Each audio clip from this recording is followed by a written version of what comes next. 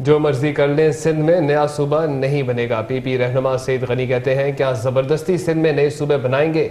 सूबाई वजीर सईद गनी कहते हैं, पंजाब और खैबर पख्तूनख्वा असम्बली अगर मंजूर करे तो वहाँ सूबे बनाए। सिंध में मौजूद जमातें कहती हैं कि नया सूबा बनाने की ज़रूरत नहीं। मुस्तफ़ा कमाल मुहाजिरीन के पास गए तो उन्होंने सूबे से इनकार किया। बड़ी मुश्किल से नफरतें कम की गई, ये दोबारा नफरतें फैलाना चाहते हैं। पीपी रहनुमा कहते हैं, मुल्क की हालात के हिसाब से कौमी इत्तेहाद की ज़रूरत है, नए सूबे बनाना मुल्क की खिदमत नहीं है।